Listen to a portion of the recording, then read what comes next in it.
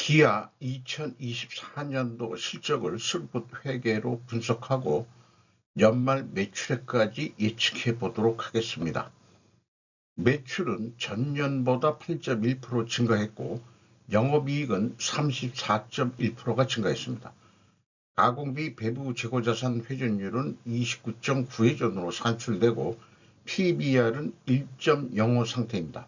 분석 결과 재고자산 매출원가 회계가 부분 부적합하다고 말씀드릴 수 있겠습니다.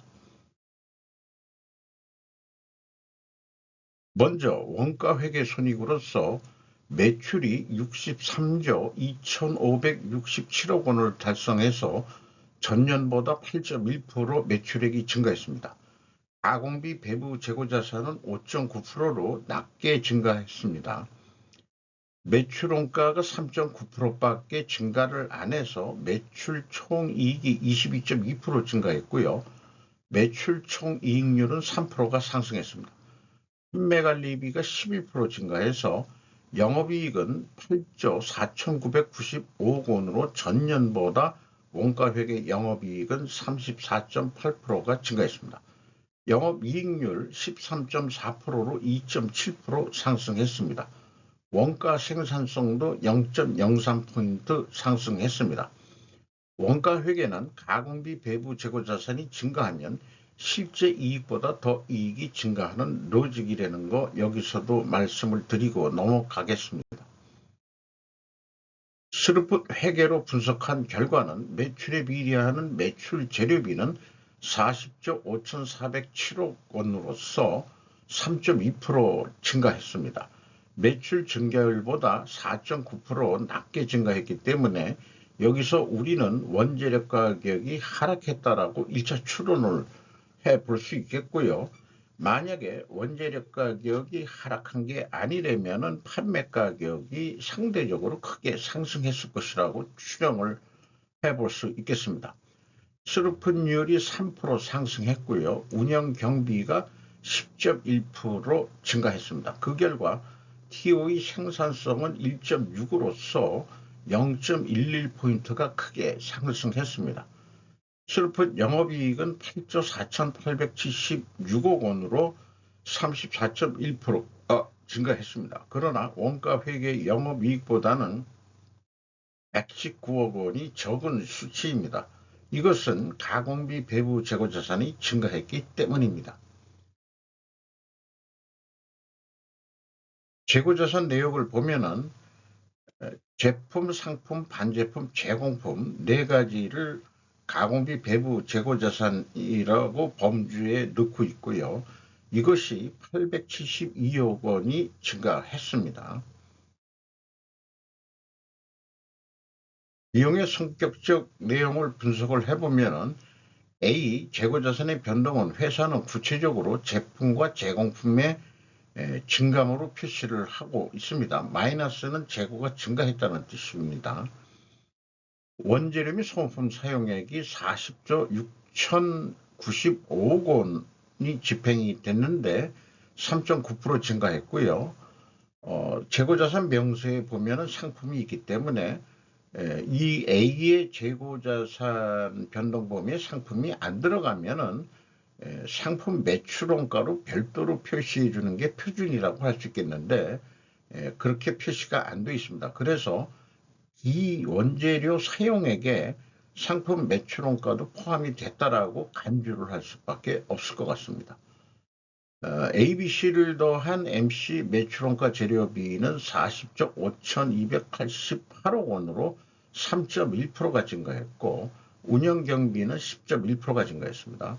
이 운영경비에서 판매관리비를 뺀 금액이 공장 가공비가 되겠습니다. 6조 4,400억이 40억이 되겠습니다. 400억이 되겠습니다. 총 제조비용 비율이 14%로 0.6% 상승했고 상대적으로 생산 비율이 0.6% 하락했습니다. 여기서 우리는 원재료 가격이 하락했다라고 2차 추론을 해볼 수 있겠습니다.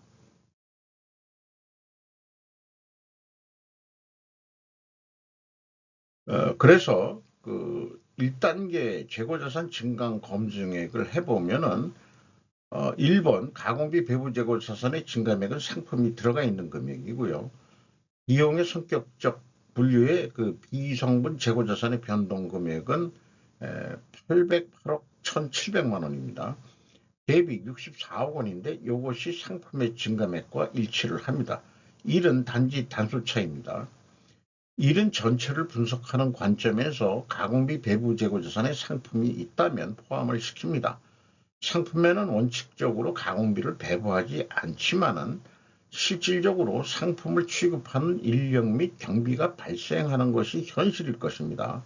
따라서 스르프 관점에서는 WCAI의 상품을 포함시키는 것을 표준으로 정해가서 분석을 하고 있다는 점을 말씀을 드리겠습니다. 2단계 총 제조 비용의 그 차이도 역시 상품의 증감액만큼 차이가 있겠습니다. 그리고 현금흐름표 기준이 이게 맞아야 되는데 기아가 좀 현금흐름표 기준 전체 재고자산의 증감액이 안 맞아떨어집니다. 현금이 1982억 원이 나갔으면 그만큼 재고가 증가해야 되는데 거꾸로 788억 원이 감소한 거로 나와요. 그러면 그 갭이 2,769억 7,700만 원인데 추적을 해보면은 유형자산 취득 관련해서 재고자산의 감소액이 3,180억 5,800만 원으로 돼 있어서 갭이 410억 8,100만 원 차이가 있습니다.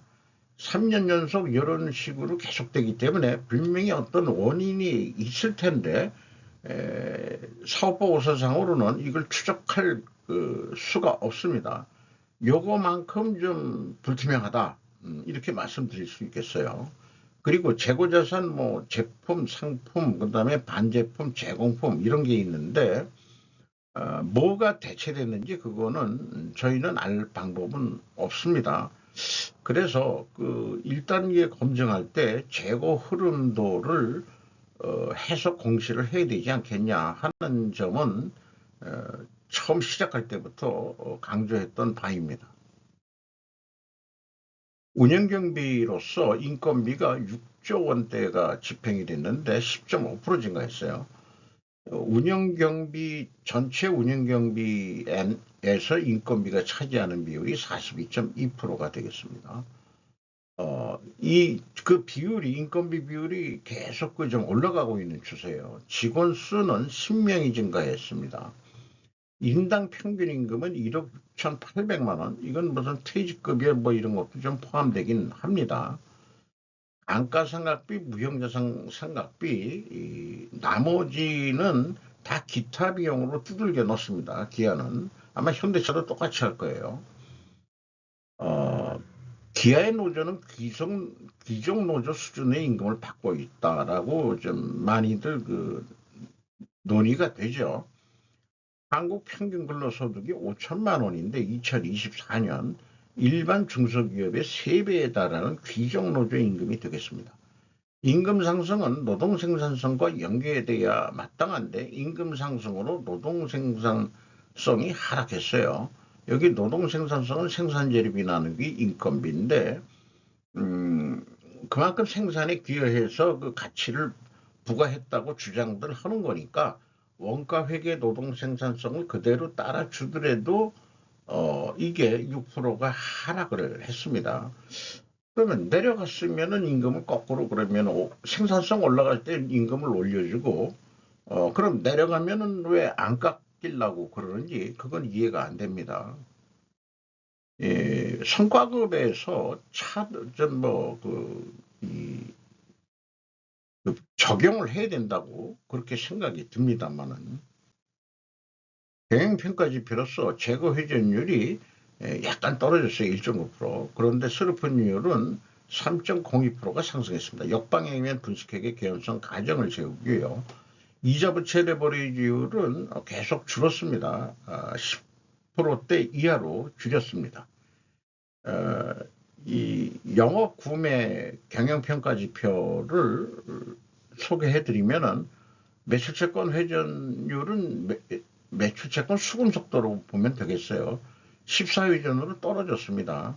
상대적으로 매입 채무 회전율은 8회 전으로 상승을 했어요. 협력업체한테는 좀 좋겠지만은 작년에 수금이 좀 잘 됐는데 올해는 이게 연간 14회 전했다면은 1년이 12달이니까 한 달 내에 내 안에 그 수금은 다 한다 이런 얘기가 되겠습니다. 이 수금 속도가 빨라지면은 캐시 버퍼가 적게 가져갈 수 있습니다. 이 캐시 버퍼를 여기다가 지금 제가 표현했는데 얼마나 그 현금 재고를 가져가야 되겠느냐. 작년에는 12.9%나 가지고 있었는데 5.6%, 5.7%도 있은 적이 있고요. 수금 속도가 14회전이나 뭐 이렇게 좀 많다고 그러면은 뭐 그게 맥시멈 한 25% 정도는 가지고 있어야 되지 않느냐, 현금성 자산을. 그렇게 됩니다만은 수금 속도가 빠르다면은 10%대 이하로 운영을 해도 이상은 없을 것 같습니다. 그래서 네 번째 해당하는데 회전율은 하락을 했고 스루프율은 상승했기 때문에 분식회계 개연성 가정을 세우는데 이것을 반증하려면 원재료 가격이 상승해야 되고 판매 가격은 인상이 돼야 됩니다. 그리고 회전율이 하락했다는 거 그거를 또 증명하기 위해서는 수량으로 산출해서 또 보여줘야 될 것입니다. 그래서 원재료 가격이 상승했느냐? 상승했습니다. 근데 기아하고 현대차는 아주 독특하게 원재료라기보다는 기초 원자재 가격을 하고 있습니다. 복합 산업이라고 해가지고 다 영향을 받는 거는 맞을지 모르지만은 너무 긴 화살의 논리가 적용되는 거죠. 어쨌든 이 방식을 계속 고수하고 있기 때문에 그냥 그대로 인정해 보기로 하겠습니다.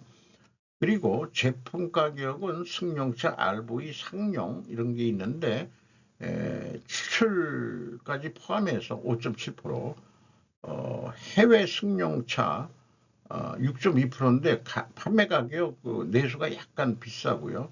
RV는 오히려 반대로 해외가 더 비싸게 팔리고 있습니다. 1, 2차 출원에서 원재료 가격 하락이었으나 제시된 기초 원자재 가격 기준으로는 상승했습니다. 반중 출원의 성립은 판매 가격 상승률보다 낮으므로 상대적으로 원재료 가격이 하락했다. 1, 2차 출원에 하락했다라고 추론이 나왔기 때문에 그것은 그렇게 인식을 할 수 있겠어요. 판매 가격이 더 인상이 됐으니까 이건 상대적으로 내려간 거다. 이렇게 인식을 해볼 수 있겠습니다. 요것은 이 영업손익의 증감 원인 이런 거를 해나가는데 기본적으로 매출액에 대해서는 수량과 단가 변동을 얘기해 줘야 될 거고 거기다가 매출원가를 적용하는 원가회계이기 때문에 재고 증감 원인을 따져줘야 되고 그다음에 총 제조 비용도 좀 따져야 될 게 많습니다. 그리고 판매 관리비는 역시 이제 또 뭐가 올라가고 내려가느냐 따져봐야 되겠죠. 칸수로 보더라도 이 스루프 쪽은 검토하는 것은 딱 두 가지인데 재료비하고 운영 경비인데요. 재료비는 원인으로서 수량과 단가 두 가지만 알면 됩니다. 그리고 증감 경비에 대해서 증감 원인 요것만 좀 밝히면 되겠죠. 따라서 영업손익 인과관계 효과적 분석을 위해서도 스루프 회계로 개혁해야 한다. 효과적 분석을 함으로써 실현 가능성 높은 전략 계획을 세울 수 있을 것이라고 주장합니다. 지금까지 논의된 내용을 요약표로 만든 건데요. 어쨌든 입증은 된 거로 넘어갈 수 있겠습니다. 2025년도 매출 예측액은 어저께 팔린 만큼 내일도 팔릴 것이다라는 단순 확률론을 적용해서 재료비 기준과 그 다음에 운영경비 기준으로 각각 뽑아볼 수 있겠습니다. 두 가지 측면에서 접근한다는 얘기죠.